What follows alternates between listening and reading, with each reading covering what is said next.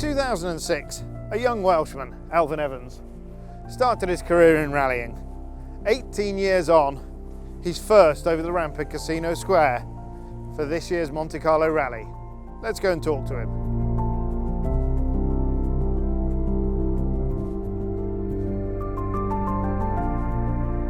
Elfyn, the start of a new year, Happy New Year. How was Christmas? Yeah, Happy New Year.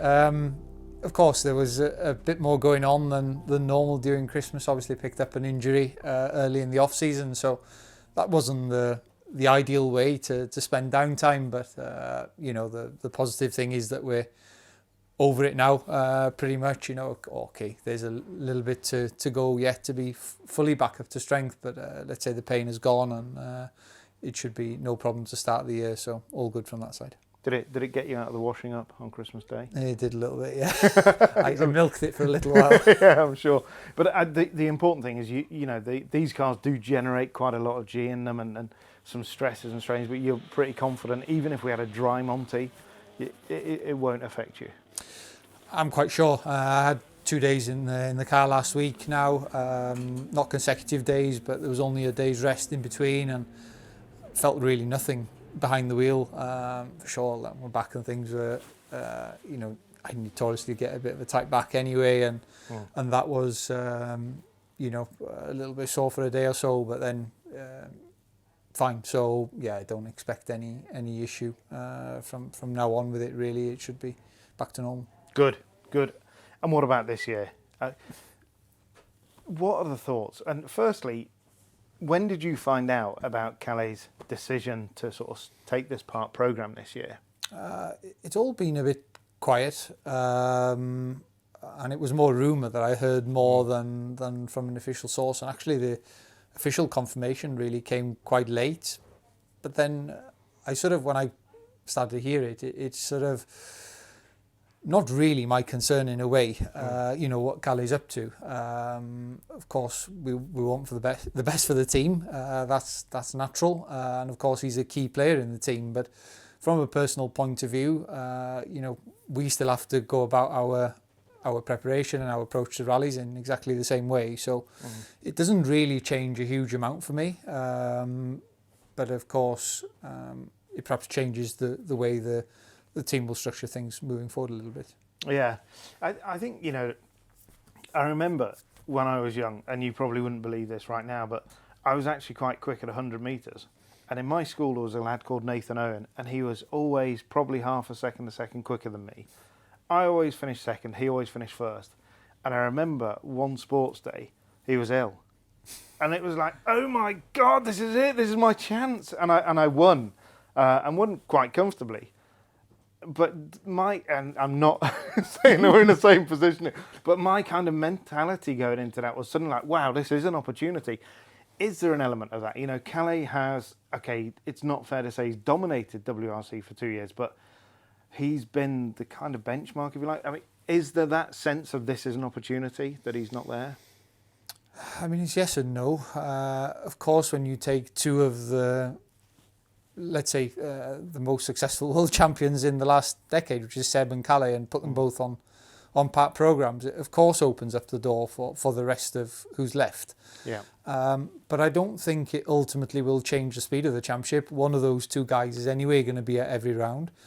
Thierry and Oit clearly are, you know, Thierry has more runner-up titles than I have even, and Oit is already a champion. So I don't think it's going to change the speed of the championship. Of course, it takes one extra player out of it. So, of course, there's an opportunity, but you know, I think some people think it's sort of an easy run for whoever's left now, but I really don't think that's the case. It's not. The intensity's still there, isn't it? You know, whether there's 2, 3, 4 or 5. But I guess the difference now is that if one of those guys drops out, then, you know, maybe it doesn't become easier, but it becomes maybe more straightforward that if you can take second place, you can, you know, there's not as many championship there's not as many in the championship fight, is there? No, there isn't to a point. But of course, then you have two fast guys now, or very fast guys, starting at the back. You know, at least from early in the season onwards. So, it's going to be more difficult to win rallies effectively, because if you have those two guys starting with favourable road positions, and we know there's no orders from the team, so on that basis it's going to be still very difficult to win rallies. Is that right? That Toyota's consistently taken this decision, and they've always stood by it, that they won't issue any team orders. I know that Jari-Matti said there were times that he's talked to the drivers, but never directly said you'll slow down. But if you're fighting for a drivers' championship and Seb or Calais ahead of you, and they hold those crucial points, and we'll come to the points thing in a minute, should they? Is it not common sense just to put the team first? It's difficult to say. I mean, I think it's great for the sport that everyone's free to fight. I think it's a fair way of doing it to a point. But of course, if you're come to Greece and it's dry and loose, and somebody has to open the road versus starting 6th or 7th, then of course you're already massively disadvantaged to fight for that win. So yeah, I don't know. I've been on both sides of the coin. Let's say in M Sport we would do everything for Seb to win the title, whether it was swapping positions even after the first day. Yeah. At one point during the year, but we have to wait and see how it plays out. And at the end of the day, the team's stance on it has both benefited and gone against all of us at one point, in the past. So, it's the same for everyone inside the team. So it's clear that way. There was some talk within the FAA, and I think that talk is ongoing, and perhaps we'll see some change coming into the year, that they were looking at the way that essentially the seeding for Friday is done, and there is potential, I believe, for them to bring seeding back so that automatically Ogier or Calais or EP or whoever wouldn't be 6 or 7 on the road. They could be, if they won Greece previous year, so Calais could be first on the road on Friday. Is that, given the sort of nature of how many part programme drivers we've got this year, is that something that you'd appreciate? Should the FAA look at that?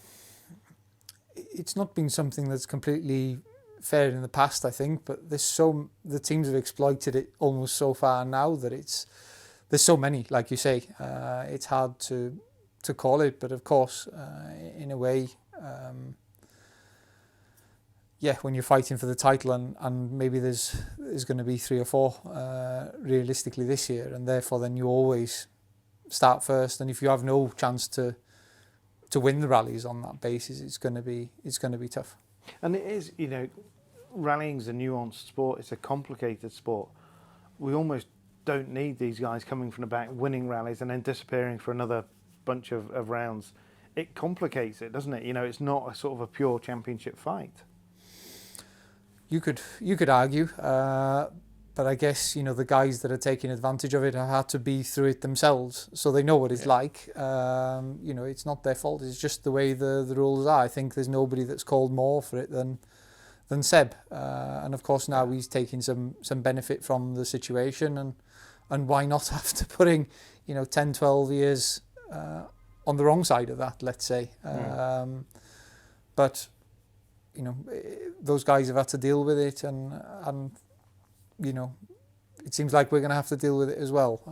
So let's see how it goes. Yeah. Have you ever considered, or would you ever consider a part programme? At the moment, it's not in my mind.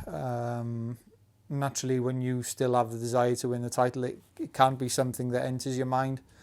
I guess there will be a point, at some point where you think, do I want to slow down, or do I want to give up completely? And probably the answer will be you'd rather slow down than give up completely at one point. And of course, then a part programme could be quite attractive, especially, I think, given the nature of the championship now, how much time and how draining all the video work and how long the year has become. I can see why somebody, let's say later in their career, would be attracted towards that. But for me, it's not in my mind at the moment. Yeah, and you mentioned there the desire for the title, for the championship, that burns just as brightly as ever. Yeah, I think realistically, my early years, it was not even realistic to fight for the title, given form and all the rest of it. So, realistically, the title's been a fight for me from, I don't know, 19, was the first time I really started to threat to win rallies consistently. And then obviously 20 onwards, I became a lot more consistent after joining Toyota. So, yeah, of course, that's always the target for us. Does it? I mean, and as the years move on, do you become aware that there is a finite amount of time? In 10 years potentially you're not still going to be pushing for the championship. Do you become more? How does that change? How does it evolve? I was going to say, do you become more desperate? You couldn't be more desperate to be a world champion, but how does it change as the years evolve and pass? Hasn't changed so much. In fact, I mean, I think it hurts more and more a little bit every year when you don't get there. That's sure. But in terms of your approach, you still have to focus on doing your work and leave the emotional side out of it in a way. You have to just knuckle down and get on with it. I would say that I've sort of learned from almost introducing a bit of desperation, let's say in 2022. It really didn't work out. Or increasing the risk level. It was the moment you start entering into more than 2 DNFs, the game's over really. In terms of the fight for the championship now, the rate of consistency that seems to need to be required, to be successful in a title bid. So, it's a fine balance to try and find. I guess, as each year progresses and there's another second place in the championship, you do learn from it, you do take that experience. What's the plan, and how has that plan evolved coming into this year? I need to try and keep progressing. Obviously it's been a steep learning curve with this car, or it's been a difficult period with this car. Things seem to be moving in the right direction all the time, and so long as we can keep that progression going, then it'll be fine, come the end of the year. But of course, it's easier said than done. I think we can take it as read that the 17, the previous incarnation of the RS, you were 100% confident with it. It was the glove on your hand. How close are we with this car now? It's definitely getting there. I think inevitably anyway, with the regulations we have, that this car will never feel like a 17 car did. You just don't have the tools to fine tune like you used to be able to with the previous car. And there's definitely still surfaces or types of rallies that suit us a lot better now than what did. But there's still certain rallies that don't really suit us so well.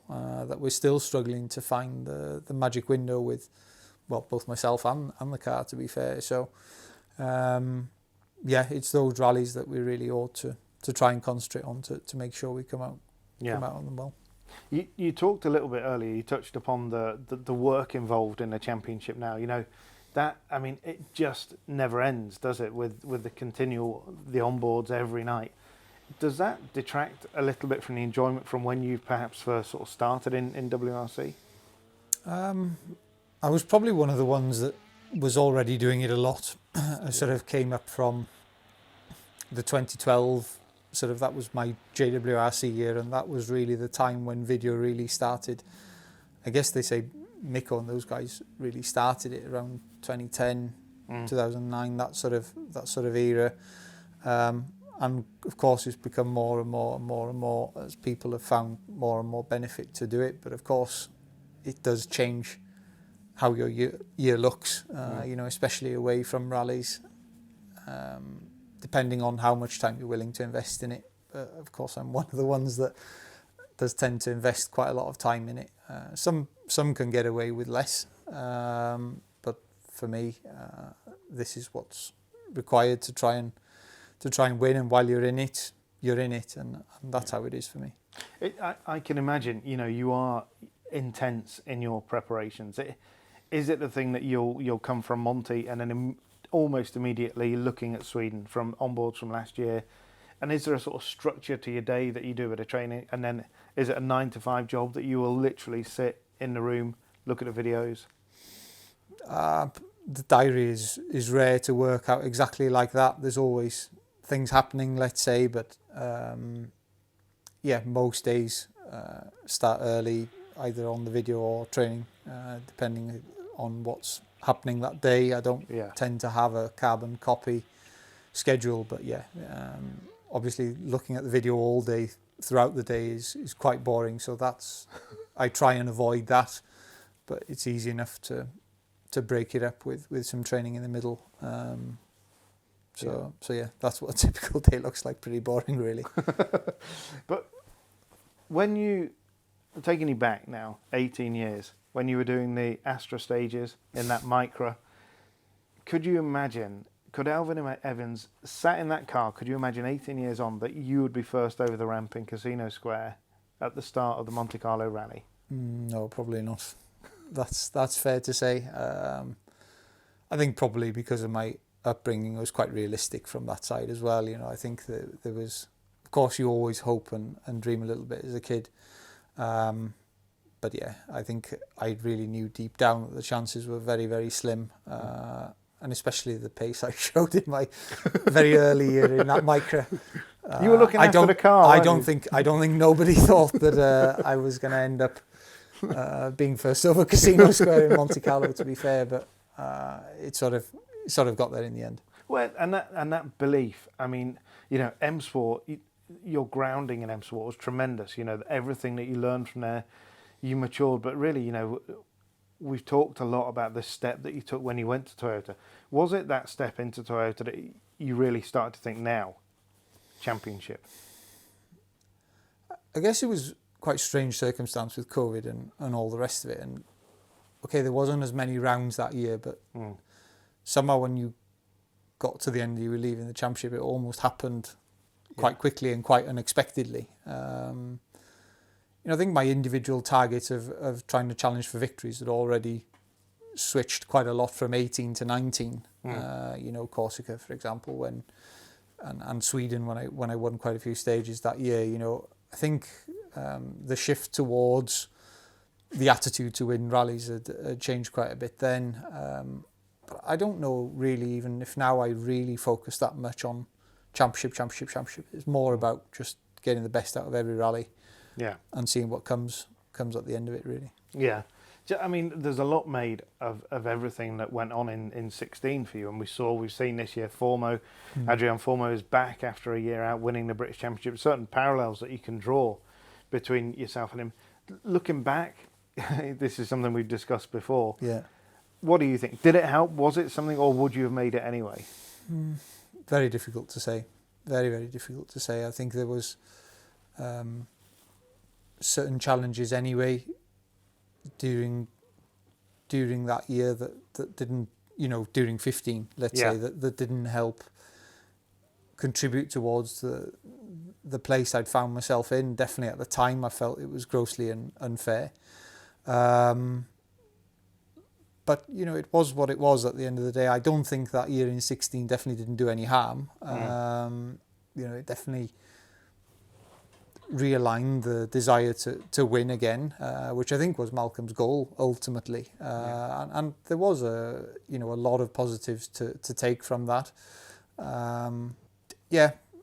What's been has been. There's no point really digging up the past, but I mean it worked out in the end, and that's all that matters. Like you mentioned, you know, I had fantastic opportunity there throughout my years, and obviously now looking back, then I wouldn't change that. Of course, sometimes I feel like I maybe would have earned a lot more money.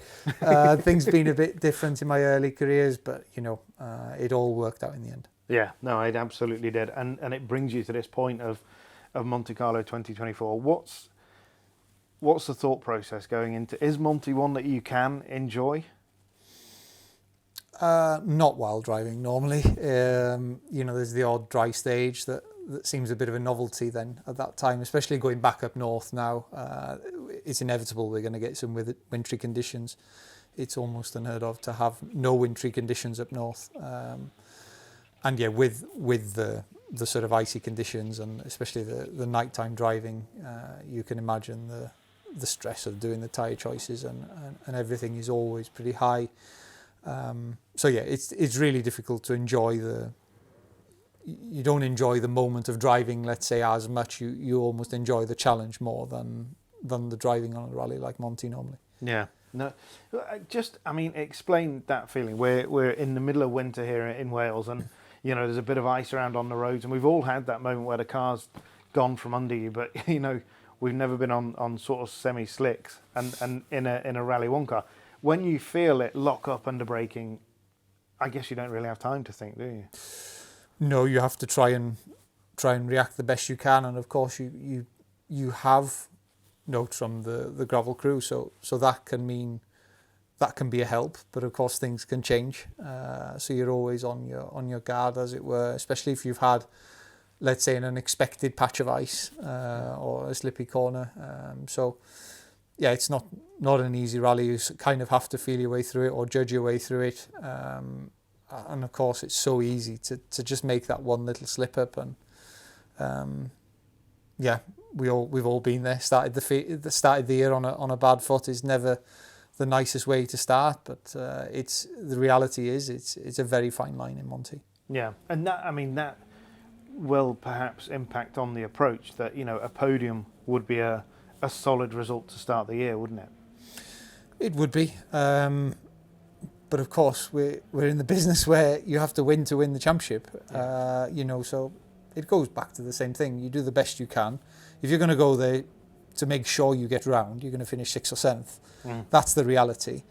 So you just have to do the best you can, focus the best you can, and try and do the best job. Ultimately, even then it's difficult to land on the podium. So yeah, it's not a case of, I'll use a buffer and then I can have a guaranteed podium and that'll be a nice start. It doesn't quite work like that. No, it doesn't. Well, what's it like? From both sides, we've seen you set, excuse me, some incredible times in Monty. What's it like when you get to I'll go with the positive angle on this question. When you get and you look up at the stage times board and you've taken all of that time, 20 seconds or, some ridiculous, those kind of margins that you really only get in Monty, where you've taken that risk and you've got the tyre right. What's it like when you leave the stop line with that under your belt? For me, actually, when you win a stage by like 3 or 4 seconds, that's quite rewarding. But then if you've won it by 20 seconds, you think, oh, am I taking too much risk here? Yeah. That's the question you kind of have to ask yourself. And it was sort of similar in Japan, to be honest. When those times, are we going to get through this if we carry on like this? Are we doing something? Are we doing too much? That's always the way I looked at it. But yeah, of course, winning stages is the best feeling. That's definitely the best buzz you get in rallying. Is if you can win multiple stages in a rally, then that's a pretty nice way. Because even if whatever happens, you're fast, and I think every driver takes satisfaction from that. And it builds its own momentum then, doesn't it? You get into that rhythm and everything's, we saw it with the previous car, you got into that rhythm. We've seen it in Finland, we've seen it everywhere. It builds its own momentum, doesn't it? It does, and often when it is like that, when you can win a lot of stages, it's normally happening quite easily, or it's coming very naturally. Yeah. I'm not sure that'll be the case in Monty, because it never is, but normally that's what it means. Now the flip side, when you look and you see Calais or Rogier has done that incredible time, and do you sit there and think, oh, how's he done that? Or as long as there's some justification, no, he's got 2 hards on the car or whatever. Is that what you look for? Yeah, it's always difficult to be on the flip side, like you mentioned, and especially so if everybody's had the same opportunity, i.e. done the same tyre choice or what have you. Then it definitely leaves you scratching your head a little bit then, and it's always it's never a pleasant feeling. You kind of have to rectify it, but it is hard to do when you're on the back foot like that. Yeah, no, absolutely. And Monty, in terms of getting ready, preparations, how difficult now with just that one day, with the current testing regulations, you get one day to test the car, and you kind of have to choose. You either go with a lower road that's going to give you a bit of everything, or you go with a higher road for snow. How hard is that? It's difficult to get all the answers you need. Of course, it actually happened this time round, that we had a relatively high road, but there was not so much snow about as it happened. We had some ice, fortunately, so they were pretty difficult conditions to drive full stop. So it's always nice to just get a sense of just how low the grip can be occasionally, just to sort of adjust your brain in a way to what can happen. I also had patches at the end of the road that were fully dry, so it's always nice to have a mix and allow you to try a few different tyres in different conditions, but you never account for it all. And of course, now we're a few more years in with the car. Let's say we have a window that we want, but it could still be the case that you have snow and ice everywhere on rally week, and ultimately I won't have tested in that condition, and you could find yourself struggling. You know, but that's the gamble that you have to take, or you know, that's the situation everybody, I guess, will find themselves in. Yeah, but you go into Monty as the team leader for Toyota. How does that feel? And tell us a bit about that responsibility that role brings. It doesn't change so much. Ultimately, I don't think, you know, it doesn't matter what your position you're in a team these days, you know, you're always expected to perform. You're always anyway compared to your teammates. So whether you're the only full-time driver or not, you know, you're still going to be compared to Seb and Calais and Taka throughout the year. And it's ultimately going to come down to performance or not, whether that contract gets renewed at the end of its period, you know. So that doesn't really change a lot. My personal goals are the same as they were before. So there's not a lot to think about from that side. Obviously, you're one Toyota fighting two full-time Hyundais. How does that feel? Do you feel a little bit bullied? Not particularly. We're anyway going to have Seb or Calais at every rally. You know, Taka's coming stronger and stronger all the time as well. So I still think we're in an okay position. We know the Hyundai's been getting better and better all the time, and there's certain rallies where they're even stronger than us. You know, we saw that already last year. So inevitably, it's going to be a big fight and a big challenge. But that's not really any different to what we've come to expect over the last few years. Yeah. The team principal there, Cyril Abiteboul, said this week that it's a focus on the Drivers' Championship for them. Quite a strange kind of decision, if you like, for a manufacturer to come out and say that. Does that add any more pressure? Not particularly. Like I say, my goals are anyway the same. And anyway, the goals of the team and my goals anyway are aligned. We want to win. So there's not a lot more you can do. You know, you just focus on that and see what comes. And does it help? You've got Jari Matti there, who, as a driver, spent his whole career desperate to be world champion. He knows the position that you're in, and he's going to do everything he can for you, isn't he? Yeah, well, I think the whole team will, in fairness. Yeah. You know, and of course I'll give everything back in the same way that they will support me, and hopefully it works out. But you know, we don't underestimate neither the challenge that's ahead. Yeah. Looking further into the year, some new rallies to come. We're going to Latvia. We're going back to Poland. Thoughts on the calendar? They're a bit similar, from what I understand. It's a bit of a shame to have two rallies that are identical when there's rallies that have been left out, let's say, that are really offering some unique challenge to the championship. But again, it is what it is. We can't change it. So, you know, we're going to have to get on with it. I mean, the fast rallies in general have been positive for us in the past, and we have to look at it on that angle and try to get the most out of them. I mean, we're sitting here, you know, Dovey and Garth are just down the road there.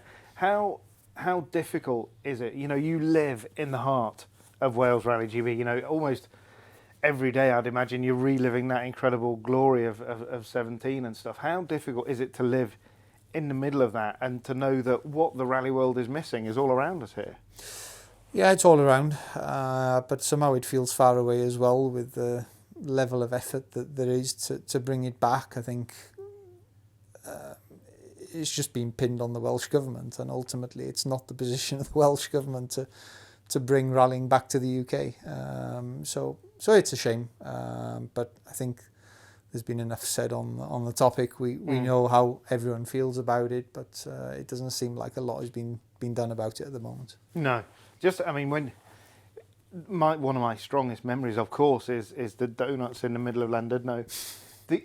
I'm sure you're not a great shopper, but have you, if when you're going down the high street or whatever in Llandudno there, do you ever think that was the place? No, I haven't. I don't even know back? if I've been back to London. We probably did because we were back there in 19 maybe, but yeah. I definitely haven't been back since then. No, you're not one for Marks and Spencers, are you really? No. And I guess, so much time has passed now and you've lived here for so long that, these are just your roads, aren't they? It was probably more weird when Rally GB actually came here and the whole world invaded your world. Yeah, it was always strange, Rally GB, because you knew almost the road sections and where to go. It was always a different feeling to competing everywhere else in the world. But yeah, in a way, I obviously missed that weekend. And I always regret not having the chance to drive that 17 Yaris here because it was always, traction was always a strong point of that car. Yeah. So I would have, really loved to have a go at Rally GB in that car. Yeah. You never know. Next year you might be having a go at Rally Ireland. Well, possibly. Let's hope so. Is that Ireland is one of the ones that we're talking about? Ireland, America, Saudi, perhaps. Ireland would be pretty special, wouldn't it? No, it would be. I've done a lot of rallying over there, especially in my earlier years. Let's say, fantastic roads. So long as they pick the right roads, then it's incredible. There's a huge following, of course, of rallying in Ireland, and they have the roads to match. And again, it's one of them events that will offer something really unique, very different to anywhere else in the world. And I think all the drivers like to see a variation and a different challenge every now and again. So I think it would be a very welcome addition to the championship. Talking of variation, quite a variation to the points system for this year. What are your thoughts? I was a bit in shock and disbelief when I first found out what the system was. It's majorly devalued a win. That's the bottom line. Now the guy that finishes fourth, having done, for example, Thursday, Friday, Saturday in Monty, can now still perhaps have a better tyre selection available for Sunday, and in 3 stages walk away with more points than the guy that's won the rally. That for me is playing with the sport to try and create some entertainment. Playing with the DNA of the sport. I was all for making changes to make Sunday more exciting. I understand the challenges, but for me, it's gone a step too far to try and create, to try and fix the problem. But that's not what needed fixing. There's more other things that needed fixing, not the point system. I understand this problem of cruising on Sundays, but there was other means to sort that. Well, if you'd have just issued 4 new tyres for the power stage, that would have been a pretty easy one. And if you wanted some incentive, even a point per stage win on Sunday would have still made everybody, because everybody wants all the points. Yeah. So everybody would have pushed maximum to have those 3 or 2 or whatever it is extra points on a Sunday morning. But to put 12 points for Sunday just really devalues the weekend's work, basically. And complicates it, as we said. Very difficult to follow, because I think, ultimately, if you do a fantastic rally up until Saturday night, but you make a mistake on tyre choice on Sunday morning, and you come away with less points than the guy that finished fourth, that win that you got on Saturday ain't gonna feel like a win come Sunday. No. And I think potentially also that the problem's just been shifted to Saturday afternoon. Everybody was on about the tyre saving for the power stage. Well, what ultimately will happen now is anybody who's had any sort of issue on Friday isn't going to risk anything. He's just going to save his car, save his tyres for a big push on Sunday. So it almost lengthens the problem for me and made it extra complicated in the meantime. I don't want to be too negative about it, but it just seems like they've done far too radical a change in the wrong area for me. One thing that the FA is pretty keen on in the time that I've talked to them is that it can evolve. You know, that in the same way that we saw F1 qualifying change mid-season, they said they're ready to change this. I mean, maybe we give it 3 or 4 rounds, but if it's not going the way we want it, it should be changed. Possibly, yeah. I mean, it's unlikely to have a big U-turn, I would guess. I don't know, but let's watch this space. Yeah, absolutely. And potentially not the only regulation change coming. There's an awful lot of talk now following the working group that Rally 2 could come in time for next year.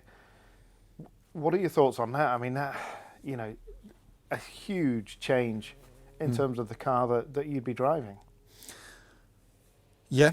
To be honest, I've not heard much about it. I guess it's only what's been written in the press, which I haven't read so much of. But I gather disappointing, Elfyn. Disappointing. There's been some traction behind it. Of course, I get the fact that there's, I don't know how many Rally 2s are there entered in Monte. I guess there's 30 or something. You know, and there's 8 Rally 1s, I guess. So inevitably, the success of Rally 1 is not where it needs to be, but I still don't know whether the Rally 2 class is exciting enough to be the pinnacle of the World Rally Championship. I think there's middle ground to be found there somewhere. But for me, it's not. When you watch Rally 2 in comparison to Rally 1, even on the TV, when you watch the Super Special, because we watch it live when the first guys go through and you see the first Rally 1, it's such a massive change. And when you're out in the forest spectating, it's such a different buzz to see a Rally 1 car go by. So I don't think it's the long term, but I definitely think that costs have gone way out of control with Rally 1, and yeah, it probably wasn't the right thing for the sport. Would Rally 1 without hybrid, would that potentially be a better solution? I don't think it ultimately changes the cost of the car that much. Of course, there's a saving, but you know, the space frame concept with huge amounts of carbon, body panels and everything that we have is massively expensive, and I feel like there's a way to, so long as there's direction, to bring a car somewhere in the middle where, you know, it's equally quick and spectacular, but it doesn't need to be quite as expensive. It's rare that DirtFish arrives in Wales, so we thought we'd make the most of having a Welshman in Wales. We're going to do some Know Your Place with Elfyn Evans. Will test his local knowledge, which I'm sure will be sublime. Elfyn, tell me, who is Wales' first game against in the Six Nations rugby tournament coming up? Fail at the first hurdle here. Like you said, do I take a 1 in 5 chance to guess at this? I don't know the answer. It's Scotland in Principality. Now, easy to move on to. Okay. Tell us your favourite Tom Jones song. Do I know a Tom Jones song? I must know a Tom Jones song. Why? There you are then. Shall we sing it? A verse of Delilah? No, let's not. Let's not. Now, this is really going to test your local knowledge. What does Dolgelly mean in Welsh? No idea. Really? No. Apparently you split it into 2. Dol means meadow. Gelly means grove or spinney. I'm not really sure what a grove or a spinney is. National food or the national dish of Wales? Don't know. It's leek potato soup or something. Kind of, exactly. It's called cors or lobscouse. It's like lobscouse. Yeah, it's like a stew. Stew. Chuck everything in the pot job. Is it? Yeah. Is it good? Yeah, it's good. Yeah. It's good. Excellent. Can you complete this very famous 1990s catchphrase? Go Gwyndaf. Go. There's still stickers, tailgate stickers somewhere, I'm sure, in the attic of the house. Yeah, I'm sure. Were you out at the side of the road with one of those red and white banners? Probably didn't have the banner, no. Disappointing. Have you ever driven a bus? I've driven a minibus. Have I driven a bus? No, don't think I have. A lot was made about your dad driving a bus. Did your dad ever drive you? Was it a school bus or? It was a school bus. I think he used to take the children from Dinas, the village, here over to Dolgelly. He never took you though? No. I guess, I mean, you, as the son of Elfyn Evans, you'd want him to take you in a rally car rather than the bus. I think he'd given up the bus driving duties by that time. Had he? Maybe even given up the contract, I'm guessing. Probably. Oldest town in North Wales is? Oldest town? Yeah. Oh, no idea. Bangor, apparently. Is it? Has Bangor got a castle? It's got an uni, No. isn't it? I don't know. Carnarvon has a castle. Ah, yeah. Just down the road. Carnarvon. Surely would be older. I might double check that one. I'll run it on through Google. In 2017, you didn't lead Rally GB for one stage. Which one was it? The first one. Which was called? The Trossing track, was it? Tier Prince. 4 British drivers finished in the top 6 of the 1995 RAC Rally. Name them. 1995. Colin. Richard.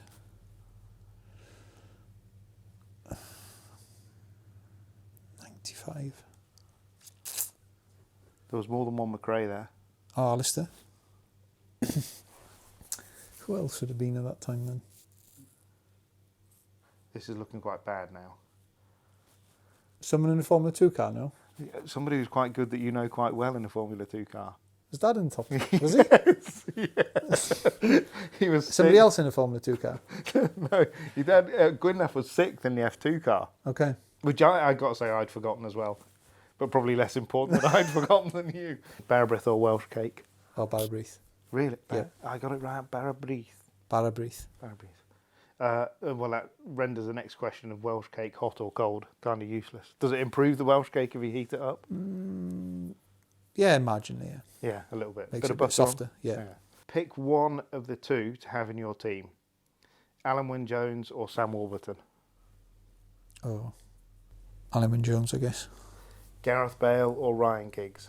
Oh, no chance football. Sebastian Ogier or Kalle Rovanperä? That's awkward, isn't it? Well, you're not going to see Kalle for a while, so maybe go with Seb. Yeah, Callie will have forgotten. I'll go with Seb. Right, this is where you give me, first thing comes to mind. I say brains, you say... You're not a beer drinker? Beer. Oh, brains, dear. Brains, sorry. I say Howard Davis, you say... I can't say what came to mind. It's a family show. Moving on, the last one.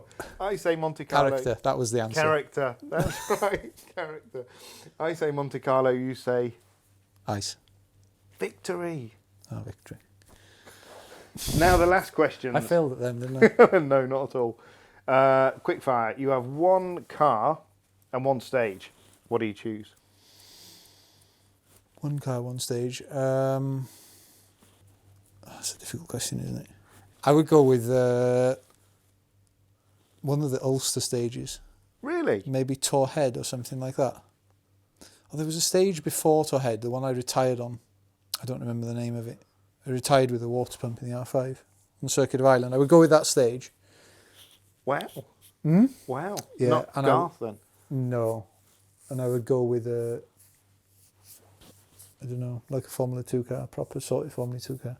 Maybe like the Seat that's in the garage. No, somewhere. not that. It doesn't go. It doesn't. Not enough pull in it. What about the Escort? That was a pig, apparently. Was it? Yeah. But So he good says engine. because I was keen on trying to find one, and he said you wouldn't like it. Really? Yeah. The Renault always had a good engine. It Yeah. certainly sounded good. The favourite singular moment of your career?